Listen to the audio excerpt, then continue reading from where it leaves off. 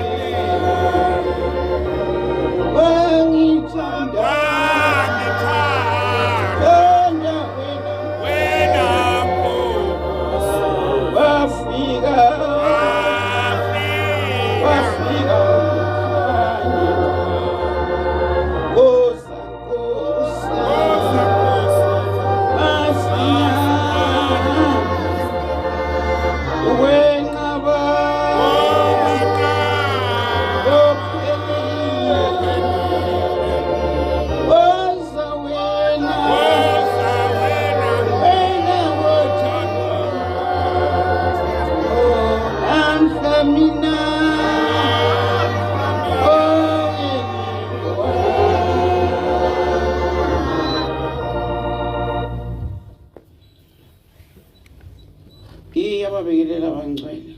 Amen. Ngiyabonga ukuthunywa. Ngathi ke uNkulunkulu bengangithanda kuloko kuthunywa ngenze kahle. Bantwana basePhakabeni isihloko sithi isizwe sikaNkulunkulu sigcina umthetho wakhe. Ithi-ke bantwana bokukhonza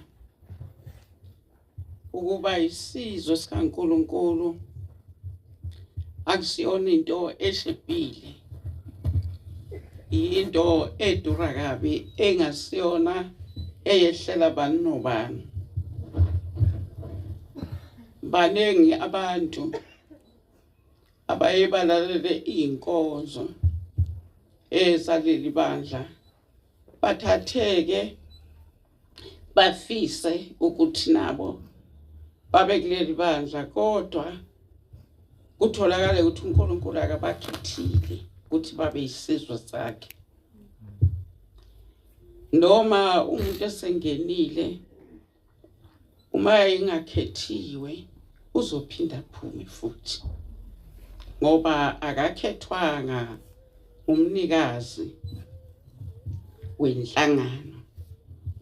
Ithi-ke bantwana basePhakameni, nami ngiyazicelela ukuthi ngibe ngokhethiweyo, nami ngiyifumane inhlanhla yokuba ngikhethiwe, ngikhethwe nguNkulunkulu odunyiswayo imihla yonke. Ukuba-ke isizwe sikaNkulunkulu akugcini nje ngaleli gama, kodwa uma abantu besebeyisizwe bekukhethile ukuthi bayazibophezela ukuthi babe yisizwe, kodwa isizwe sikaNkulunkulu, isizwe sikaJehova, baye baqikelele ukuthi ikuphi uJehova akuthandayo, ikuphi futhi angakufuni. Bahlala bevika njalo, bevika izindlela uthi mawuhamba ngazo ulahlwe nguNkulunkulu, ngoba bayazi ukuthi bona bayisizwe sikaNkulunkulu. Baye bangahambi badla yonke into ngoba bayazi ukuthi bona bayisizwe esikhethiwe ukuba sibe ngabantwana bakaNkulunkulu. Uma umuntu ekhethiwe akanalo ikubo nekwabo, noma mhlambe ikhakonina, akanabo ubukhosana basemhlabeni, ngoba uyisizwe, umntwana kaNkulunkulu, uhlale evika izinto aziyo ukuthi uma ngake ngikudle lokhu uNkulunkulu uzosuka kimi. Ithi-ke bantwana basePhakameni, uNkulunkulu asikhumbule sibubeke eceleni ubuzibulo, ngoba abanye bancamela ukungangena ezulwini kunokuba bashiye ubuzibulo babo, ngoba uma umuntu eyizibulo yekuthiwe nguyena ekufanele ukuthi athethe idlozi, akhulume nabantu abadala kulelo khaya. Uyathi uma kuukuthi ufika uthando, amthanda uNkulunkulu, kodwa ubuzibulo nobukhosana basemhlabeni ungasuki kuye, acabange ukuthi ngimkhulu kabi mina kwethu, yimina njengamanje ekufanele ukuthi nginqume konke kuyema mangekho, kuthiwe kulindelwe mina. Uma sengingene lapha sekuzokwenza kanjani ukuthi ngingabakhona, ngoba ngakunikwa lokhu umndeni wonke wakithi, wangcoba ukuthi ngiyomela umndeni emsamo naseyibayini. Angene phakathi kwebandla likaNkulunkulu adumise kanye naye, kodwa angathuthi laphaya ebuzibulweni bakhe kudlange umona ukuthi njengoba ngisuka njena, kodwa kuzabe sekubekwa umfowethu uzobekwa bese ethatha ubukhulu bami enganginabo phakathi komuzi kababa. Angeze akubheka ukuthi abukho ubukhulu obedlula ukungena ezulwini. Ithi-ke bantwana basePhakameni, iy'khinzi zifike zibe lapho abanye bayasala emajikeni basaliswa ukuthi abakwazi ukuthi bangalithethi idlozi bangamakhosana bangamazibulo bafana yibo ababizwa ngamakhosana la. Athi ke noma eselapha abese uyanqandeka. Umbona nje ilahleka ngesabatha ngoba zonke izinto zenziwa ngesabatha ngendlela uSathane edelela uNkulunkulu ngayo. Uqoka lona lolu lokudumisa uNkulunkulu. Athi akube umsebenzi. Azitshelele umuntu esikhonza naye ukuthi akazuba nacala uzafaka kakhulume nje ngeke adle kodwa bambone nje. Abambone ukuthi ukhona abeke namazwi amabili akhulume nje abe khona naye lapha yana. Ithi ke bantwana basekuphakameni sithi mase sigugile sicela sikhala kuNkulunkulu sicele sicelayo bathola abanye bahlomule bakuthole abalahla ubukhosana basemhlabeni bathathu basezulwini. Akhale uyogcina hambe eqimgwaqo esezuthi hayi kuthiwa lapha kuleli bandla kuyasizwa. Uyakhona uyathanda ukukholwa kodwa futhi akafuna ukuthutha ebukhosaneni bakhe kulawuleni umsamo. Ithi ke abantwana basephakameni uNkulunkulu engathi angasivikela kulokho wonke umuntu azazi ngisho esefike kwabo azazi ukuthi uyisizwe sikaNkulunkulu. Amen. Azazi ngisho phakathi komndeni kujatshulwe kwenziwani athi nje mina ngiyisizwe sikaNkulunkulu. Ubusisiwe umuntu oyothi noma esuka kakhe engayanga esontweni kodwa azijubele ukuthi ngiya lapha babuthene khona umndeni ngiyobaxoxela indaba kaNkulunkulu eyangenza ngase ngiyathanda nami ukuba umntwana kaNkulunkulu. Athina efika athi angizile ngaloko enihlangene ngako kodwa ngizonika okungaphezulu kwako. Bathi mase sebathi bayalalela bathi mhlambe ngabe uzoshiya imali nje kuyothenga ezinye inkabi ihlatshwe bese usho ukuthi nginiphathele uJehova. Amen. Ngoba ngiyazi ukuthi njengoba nibuthene lapha njena nihlabalelwane nje ninenkolelo ukuthi lokho kunihluphayo kuzosuka.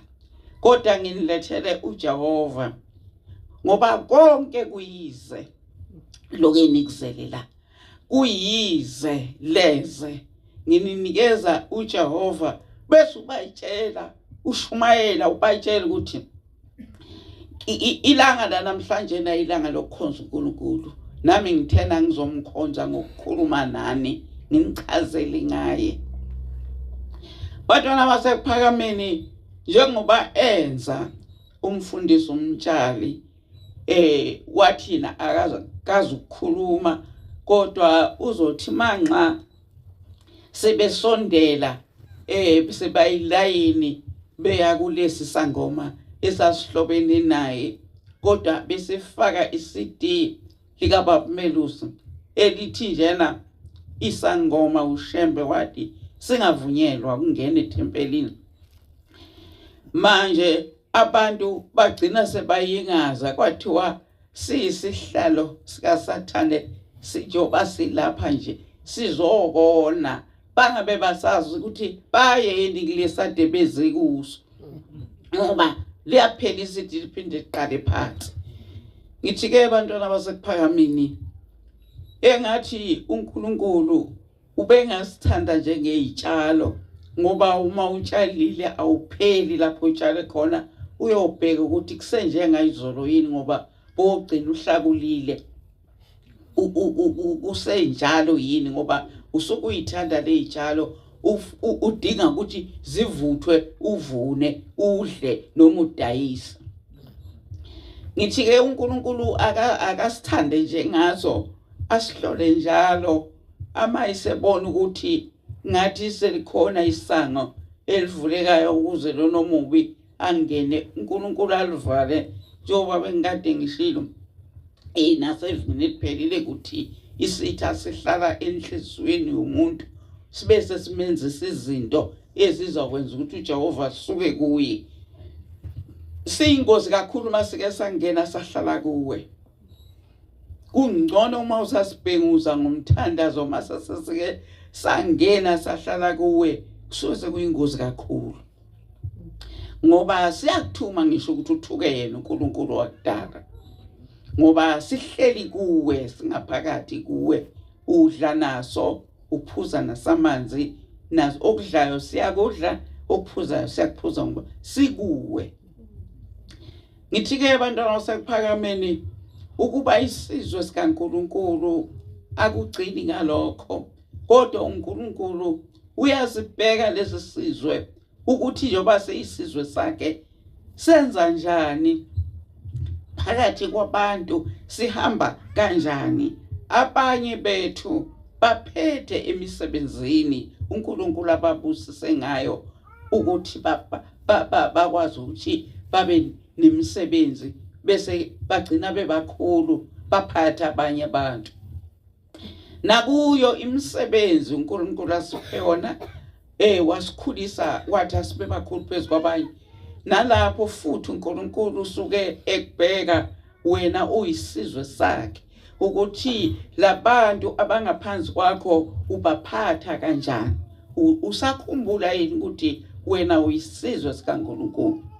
Ngoba akusikhona ukukholwa nina benkosi ukukholwa ngesabatha bese abantu aphake bakubona emsebenzini bathi lo muntu lo ukhohlisa abantu, ungambona ukuthi udlala ngabantu kanjani emsebenzini. Abantu ebakhahlameza bengabanomzani nabo, ukukholwa kwakho kuqalekiswe. Ngoba akusikona ukukholwa, kugebengu ukuthi uthathwe njengekholwa, kodwa wenza izinto eziphambene nokukholwa. Uma umuntu eyisizwe sikaNkulunkulu, uNkulunkulu uma emkhethile umuntu uyaye ayitshale umoya omuhle owesabayo ukubona izinyembezi zomuntu. Uyaye uNkulunkulu enze ukuthi lo moya ulawule lona ohleli kuye ukuthi akwazi ukuphatha abantu. Akungabi lula ukuxosha umuntu emsebenzini. Akhumbule ukuthi ungumntwana kaNkulunkulu. Kungabi lula nje uvele uxoshe umuntu ngaphandle kwesizathu.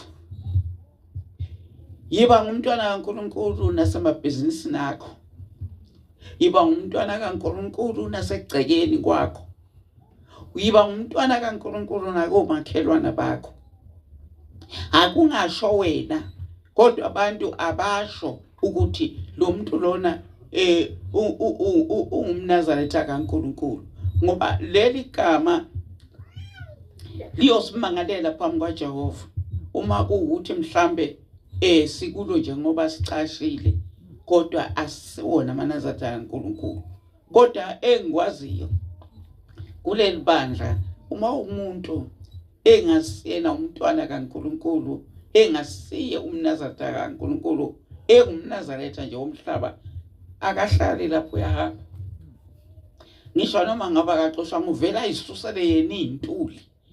Ayisusele yena intuli adala udlame kanti useyaxoshwa ngoba vele akalona iNazaretha likaNkulunkulu. Ahambe aye kubaNazaretha asemhlabeni. Abuswa umthetho wasemhlabeni. Kuleli bandla asela wesiphinde sithi umuntu akahambe ngaphandle ukuthi kusho izwi. Kodwa njengoba sengishilo ukuthi owangena engabizwanga nomuntu owazocasha uyoyihambela, uyohlehla yena, ngoba uyobe sebonile ukuthi akuyona indawo yabanjengaye le. Ithi-ke bantwana basekuphakameni sisemhlanganweni kaNkulunkulu lapho uNkulunkulu azicelela yena kuba nomhlangano nabantu. Asazi-ke ukuthi unomhlangano nathi sonke yini. Angazi nami noma unomhlangano yini nami, ngoba kuyadingeka ngaso sonke isikhathi ukuthi uyifune wena ukuthi uNkulunkulu unawo yini umhlangano nami. Sizawufunda amakhosi okuqala isahluko sika-9 siqala evesini yesi-2 siphelela kweyesi-6.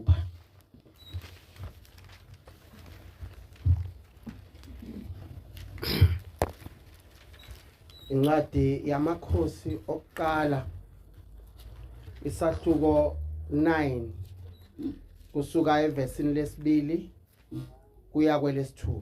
Amen. Amen.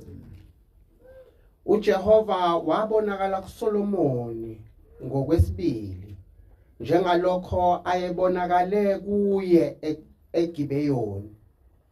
uJehova wathi kuye, ngiwuzwile umkhuleko wakho nokunxusa kwakho onxuse ngakho phambi kwami. Ngingcwelisile lendlu oyakhileyo ukuba ngibeke khona igama lami kuze kube phakade. Amehlo ami nenhliziyo yami kuyakuba khona izinsuku zonke.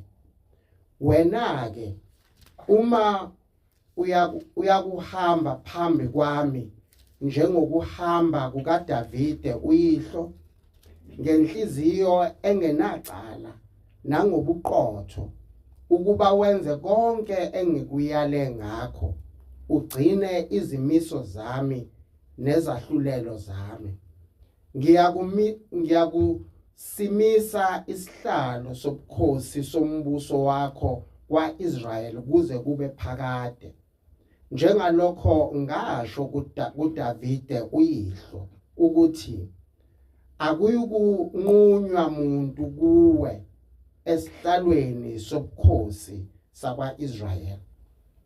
Kodwa uma nibuya ekungilandeleni nina noma abantwana benu, ningagcini imiyalo yami nezimiso zami engikubeke phambi kwenu, kepha nihambe nikhonze abanye onkulunkulu nikhuleke kubo. Amen. Amen. Amen.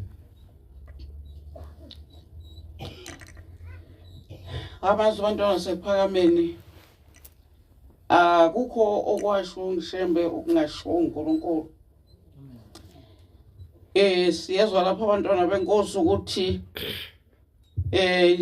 inkosi uSolomoni eseyakhile indlu, okusho ukuthi enhlizweni yakhe wakubeka imihla yakhe yonke ukuthi lendlu engiyakhile ngakhele uJehova, engathi uJehova angayibusisa noma ibukele lendlu.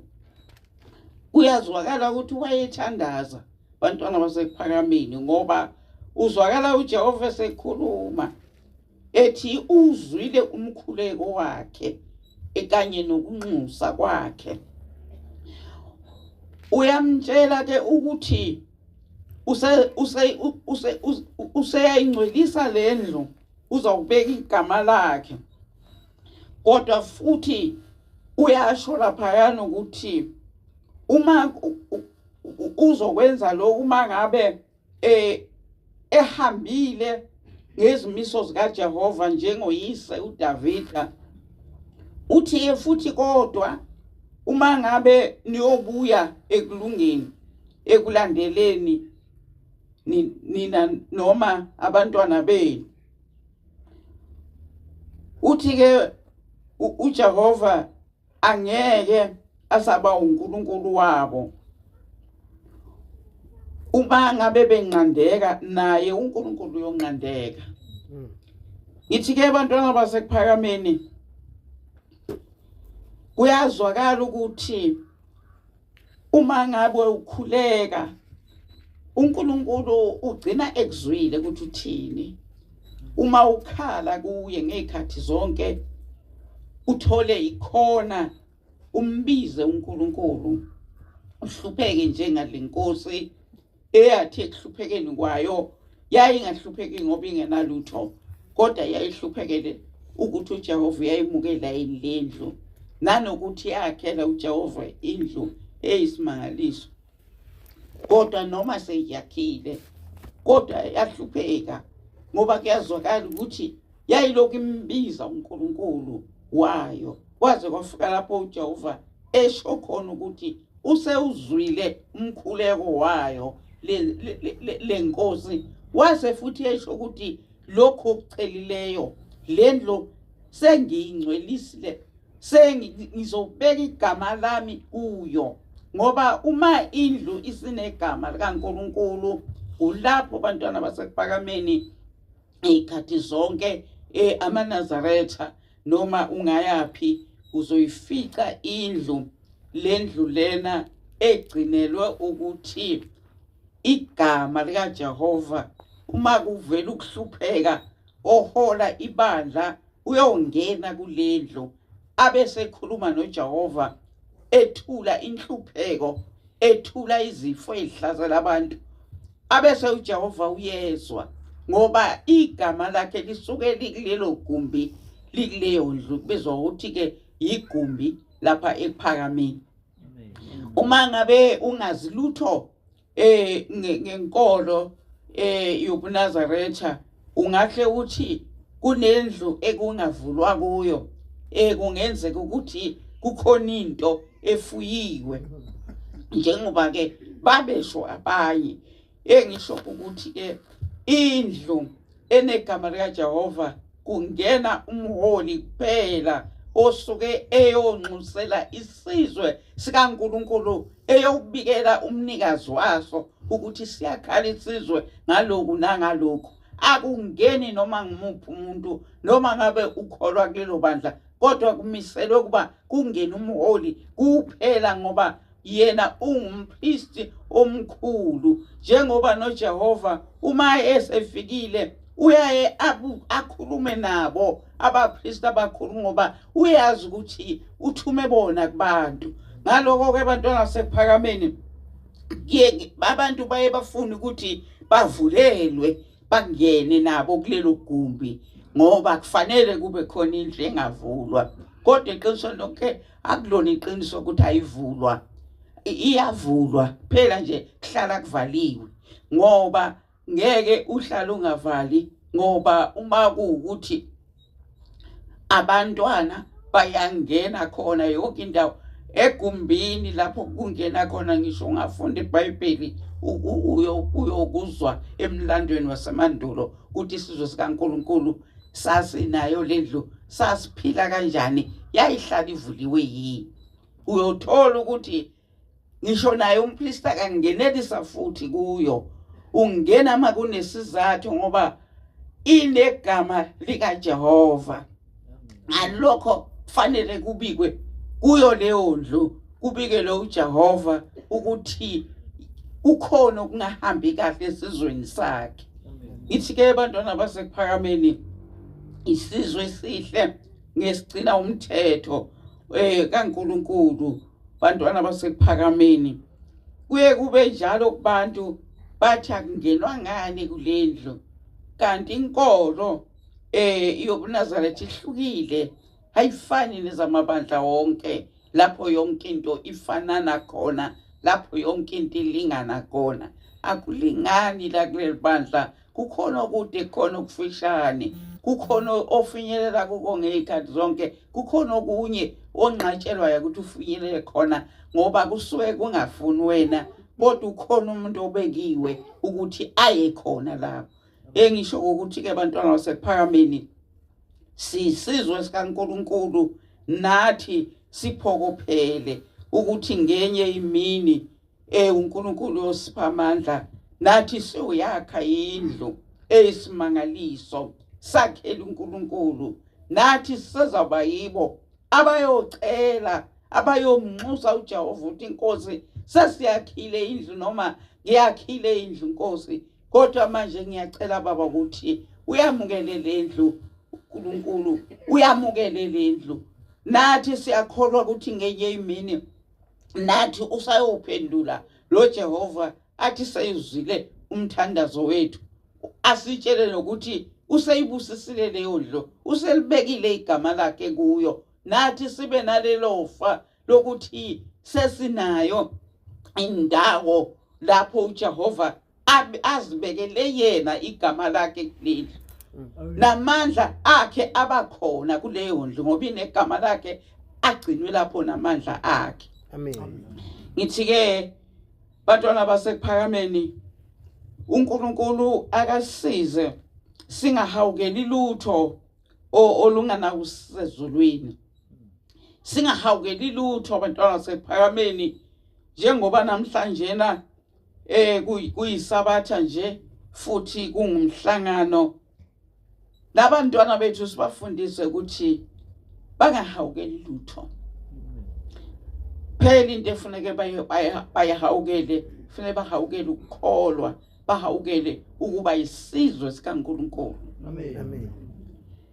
Ngithi ke abantwana basekuphakameni sifika lapha kulesi sigaba lapho sithola khona ukuthi uSolomon akagcinanga ngokwakha lendlu kodwa waphinde wahlupheka emoyeni ehluphekela ukuthi uJehova ememeza uJehova ukuthi akafike nathi bangcwele uNkulunkulu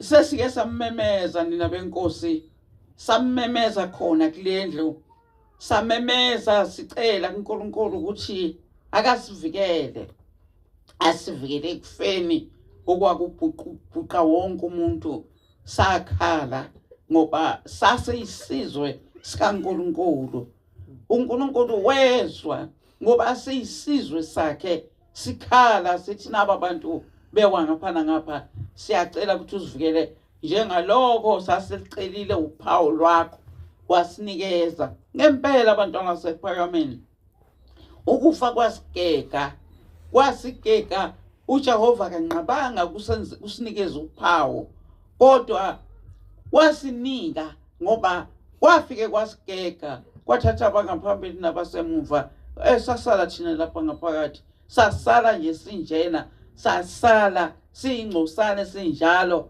kodwa uNkulunkulu akavumanga ukuthi kulahleke ngisho yedwa bantwana basekuphakameni ngoba siyisizwe sakhe uma siyisizwe sakhe siyokhuluma naye noma ngabe kungasiphi isikhathi uNkulunkulu uyokuzwa ngoba kukhuluma isizwe sakhe njengoba silapha singabantu abadela ngoba endaweni kaJehova awukwazi ukuba ikholwa eliqinile ukungekho wakudela kufanele kube khona into owuyikhonzile kodwa oyishiyayo osokhethayo kuyo ukuthi noma bengiyithanda kodwa sengiyashiya sengithatha uNkulunkulu ongumnini mandla wonke ngisondela kuye kuhle ukubona umahluko phakathi kwezinto zonke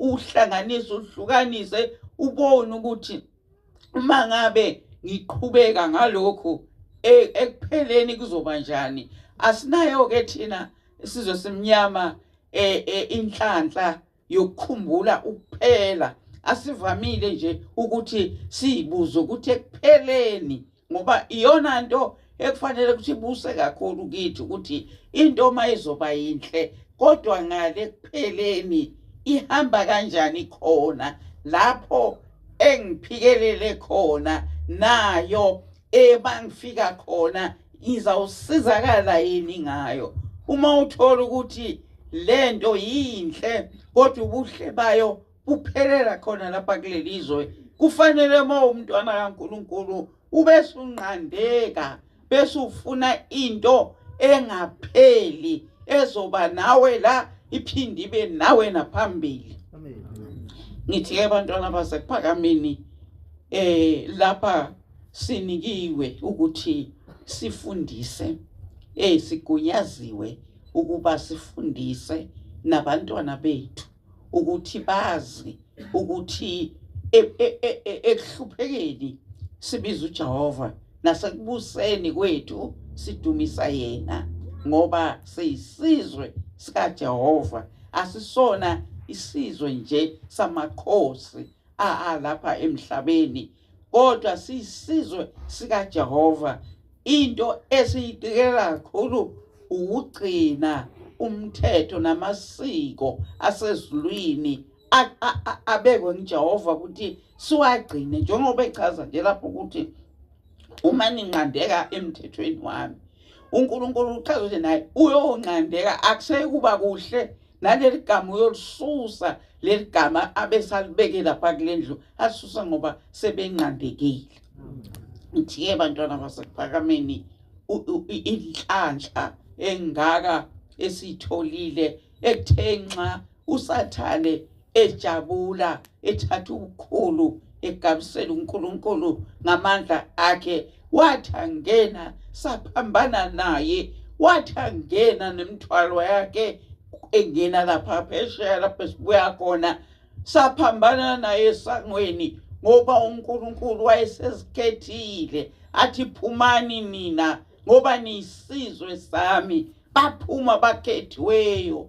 Kwathi noma sesikhonza sakhonza ingakahlukani inhloko nesikhanti kungakazi ukuthi kubhekwephi, kwathi mhla izwi lithi akahambe ubabumelusi ayomemezela ukuthi akasabuyeli laphaya, ebeka nezathu ukuthi inkosi langa isimthumile ukuthi akake akhele uJehova indlu ke wathi yibandla. Kwathi mhlazana kumenyezelwa basukuma abangakhethwanga ukuthi babe isizwe sikaNkulunkulu, bagoqa amaqhatsi bahamba. Kwathi uma ngabe sekumenyezelwa abantu basala abanye kanti izimemezelo ziyaqhubeka, kuzawuhambe kube nesimemezelo esenqaba amabheshu. Waqala manje umuntu wabuka lebheshu wabathi uyacabanga ukuthi ngakholwa kanjani angisezufa, wathatha icansi lakhe wahamba ngoba wayengakhethwanga nguNkulunkulu kodwa wayekhethwe ibheshu. Wahamba waya lapha akhethelwe khona, basala abakhethiwe nguNkulunkulu ukuthi babe isizwe sakhe.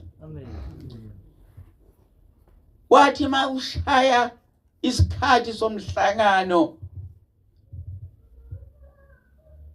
yathi ingilosi ivunulani niyomsinela uJehova ngoba niyibandla likaNkulunkulu.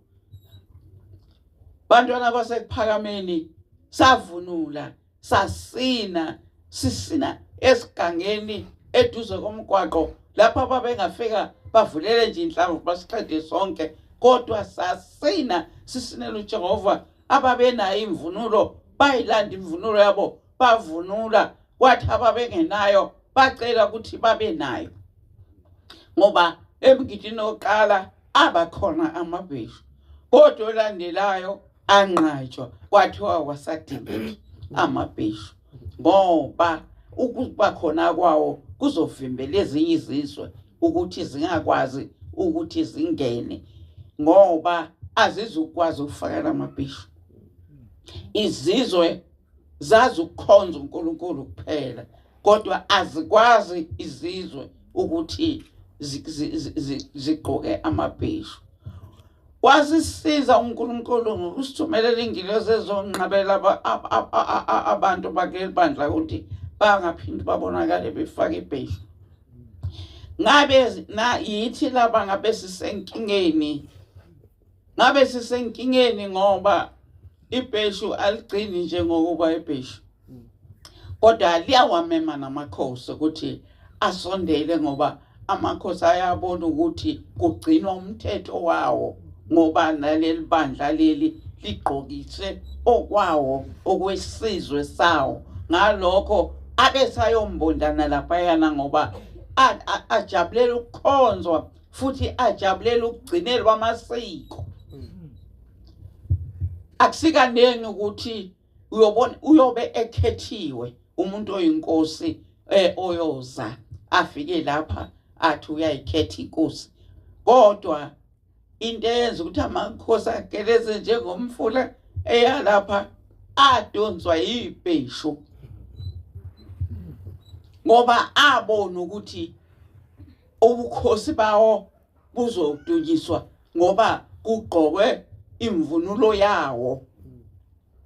Abona ukuthi nesizwe sawo sizohlala siphephile ngoba sizobuyela sigqoke lamabheshu bese sithobela ke wona. Ngithi ke bantwana basekuphakameni, siyambonga uNkulunkulu nathi singomama ukuthi senqatshelwe ukuqhubeka nezidwaba. Siyazibongela nathi ukuthi wonke umuntu ofuna ukuzokholwa la angeke avinjwe isidwaba, nomuntu ongubaba angeke avinjwe ibheshu athi esizweni sakithi lento ayiqokwa angikwazi ngizoyiqala kuphi nje ngizawuthini khona ekhaya. Ngithi ke abantwana basekuphakameni, asazi noma abantu kungenzeka into babhulwa ebusweni noma engqondweni babhulwa ngalo leli bheshu ngoba uma uhluzekile uyalazi ibheshu ukuthi lichaza ubuzwe, ligqokwa isizwe samaZulu uma siye emkhosini wengonyama noma imuphi umkhosi.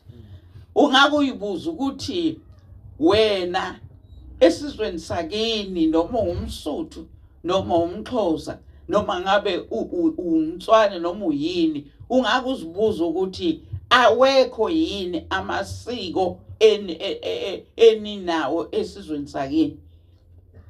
Kubaluleke ngani ukuthi kufanele ukuthi uthathe usiko lamaZulu kodwa uze ngokukholwa uNkulunkulu? Kubaluleke ngani ukuthi uma ngabe ke kufuneka imvunulo yesintu kubaluleke ngani ukuthi kube yilena eyakwaZulu kuphela kodwa kunezizwe eziningi ezilapha yana? Ngiyabonga uNkulunkulu ukuthi ngabe yithi laba esizwisa abanye abantu ubuhlungu esibaphoqa ngamabheshu esizwe, hayi ukuthi ayimvunulo kaNkulunkulu. Esizwe yebo kuyavunulwa kusine ngawo, kodwa umlando wayo lento kubo wayo kulapha eNdlunkulu. Wonke amabutho esilo agqoka yona lemvunulo. Ngithi ke bantwana basekuphakameni, uNkulunkulu abe nathi naseyinsukwini ezithile nibe ngabantwana abathembekile, ninganikeli ngevangeli komubi, ningakhaleli ukuphithizela, nibe baningi, nikhalele ukuthi thina singcosana asibe ibandla elikhulu phambi kwaNkulunkulu. Asithi masifika uNkulunkulu asamukele, asinikeze indawo bese sihamba sesiyogeza, sifike ngomNazaretha osho ukuthi sisebenzile emhlabeni, sifike sikhazimuliswe phambili. Bantwana basekuphakameni, kunokuzikhazimulisa ulapha kulezo leli. Ngithi ke abantwana benkosi, engathi uJehova angenza ukuthi la amakhosi la uShemba akhuluma ngawo athi bayovikelwa ngamakhosi anamandla, kodwa la kule bandla amakhosi ke anamandla ngabefundisi. Amen. Uma ngabe abefundisi bevumile ukuba ngamakhosi anamandla ayikho into eyongena ngisho noma ngabe uNkulunkulu sesisusile thina kule ndawo wayosibeka kwenye indawo kodwa uma abafundisi bazoba ngamakhosi anamandla kuyothi loyo oyobe esengenwe lo moya ukuthi hayi abayekwe kuzobonakala le phambili asingahlulelani uma umuntu esho njalo ngumgcotshwa noma ngayena kakhulukazi ngumgcotshwa ethi asingahluleli mkhipheni bantwana basekuphakameni mshayeni ngevoti lokungamethembi ngoba uphikisa uNkulunkulu uNkulunkulu makuukuthi ukutshela umuntu umthetho kukwahlulela wena uma usho njalo bese uthi abangena abantu benjalo uNkulunkulu wahlulwa yini yena ukukusho lokho kwenziwa into uNkulunkulu agcoba befundisi agcoba kwavangeli nabashumayeli nabakhokheli nezinhla zonke wayeyigcobelani uma ngabe kukwa wonke wayezohlulwa yini ukusho ukuthi abangene babe izigidi ngiyawukhetha mina phambili yini kuqubuka umfundisi ephikisa omunye umfundisi ukuthi lento ayenziwa la thwe kahle ukubheka into oyenza ngayo la futhi nje asingahlulelani kusho umfundisi osongenwe isitha saqhwakela enhlizweni yakhe sichitha umthetho kaNkulunkulu kuye simnikeza owakhe ngoba lo muntu osho njalo usuke emele uSathane kulelo bandla echitha uNkulunkulu ngoba ebandleni likaNkulunkulu akubhekwa ubuningi akubhekwa futhi ukuthi umuntu uma eshela umthetho kaNkulunkulu uzoduba ahambe ngalokho kufuneka ancengele ukuthi aqhubeke yenza into engenziwe ebandleni ngoba kufanele ukuthi abe khona fanele ubuke ukuthi kubaluleke ngani ukuthi kube khona yena uNkulunkulu ahambe ngithi ke bantwana basekuphakameni kule veke liphelile bekuyingqophamlando lapho uNkulunkulu uJehova abezosamukelisa khona isidlo bantwana basekuphakameni abanye bethu bese sike sakubona lokho kodwa abanye abafike sesilapha abakaze bakubone lokho kodwa bangcwele ithi inglozi konke okubonwayo kuzohamba kuphele kuzosala lokho kungabona Amen. ngempela ezinye izinto ziyaphela manje usuke ufuna uzule izitolo uyifuna ungayitholi lezi zinto ezibonwayo ngithi ke bantwana basekuphakameni uJehova sibophe ngebhandle lodwa sikhumbule imumva sikhumbule lapho esisuka khona ukuthi kwabanzima kanjani mhlazana kumenyezelwa ukuthi akwakhiwe indlu kaJehova ucabanga ukuthi konje ngabe yini eyenza ngingasukumi nalapha abasukuma kodwa kufanele impendulo ifike kuwe masinyane ukuthi kwenziwa ukuthi uJehova wayekhethile ukuthi ube isizwe sakhe wakhetha wena endlini yakweni ukuthi uzawuba la endlini ube isizwe sakhe safika lapha siphakamisa izandla singelalutho abanye bangena ngisho amabhayisikili kodwa bamthanda uJehova bavuma ukulahlwa imindeni abanye babesuka ekhaya kungamanazareta wonke ekhaya bavuma ukulahlwa umndeni bazuzwa uNkulunkulu ngithi ke bantwana basekuphakameni namanje nje ngoba kungumhlangano kufanele bantwana basekuphakameni ukuthi kube khona esicoshayo kube khona esihamba nakho ngoba uJehova yanawuhlala angasabeli lutho uma ngabe besihamba ngendlela zakhe nangetshela uSolomoni ethi uzwile umkhuleko wakhe ethi uzayibusisile indlu wakubeka igama lakhe kodwa uma ngabe engasakwenzi lokho uyolisusa igama lakhe kulendlu. Ngithi-ke abantwana basePhakameni kufanele kube khona lokhu okudelayo uma ngabe uzothatha indlela kaNkulunkulu. Kudele ukuba izibulo kwenu, kudele ukuthi wena nguwe wedwa kwenu, awukwazi ke ukuthi ungeze waba khona lapho ekusuke kushadwa khona ukhipha udade wenu. Ngithi-ke abantwana basePhakameni uNkulunkulu akabe nathi asenze ukuthi sisifele isethembiso esathenjiswa sona uma ngabe kufanele ukuthi uyilahle into noma icwebezela, kodwa uyibuka ukuthi icwebezelela wena noma icwebezelela umubi, ukucwebezela kwayo kuphelelaphi. Engathi-ke uNkulunkulu angaba nathi bangcwele siyisizwe sikaNkulunkulu.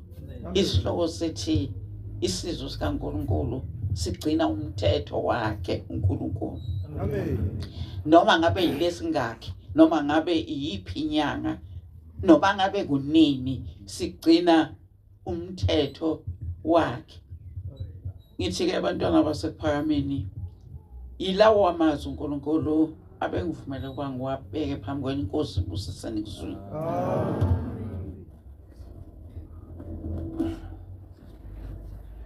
Siyawabonga amazwi omfundisikazi Inkosi Mbusisi.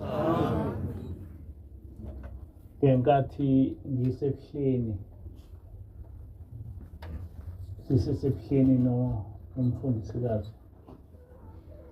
Umfundisikazi wakuthanda kakhulu ukuthi engibone ngifake ibhishu.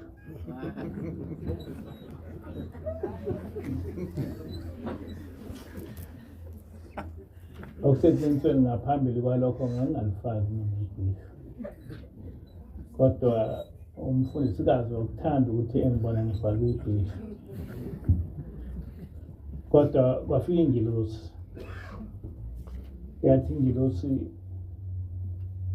wena esontweni ungalifaki ibhishu.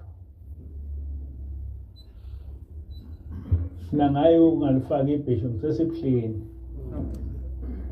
Yathi ungalifaki ibhishu. Kuhleke ngoba ingilosi yayisinikeze isizathu. Yathi ingilosi kuyaye kufike izingilosi zezizwe ezahlukene. Uma lezi ingilosi zikufica ufake ibhishu ziyajabha, ngoba zona zisuke ziyingilosi zakwezinye izizwe, zizwe kuwe ngoba ungumuntu kaNkulunkulu. Ngaleso sikhathi langabikho leli bandla, lalingabikho leli bandla ngisesebuhleni. Yathi ziyajabha uma zifika kuwe zikufica ufake ibhishu, ngoba zona zisuke zingalifakile ibhishu. Wathi-ke efaka ingubo ezokwemukelwa yizo zonke izizwe, ngoba ingilosi iyamthuma umuntu noma iyafika nomuntu wakwesinye isizwe iza kuwe. Kodwa uma isikufica ufake ibhishu kanye nami, ngakho-ke ngigqoka ibhulukwe. Wajabha-ke umfundisikazi. Kodwa ayikho into ayengayenza. Ngisakhumbula ngesonto elizayo sizobhabhadisa. Amen. Ngesabatha ntambama sizobhabhadisa. Sizovala ngengoma 17.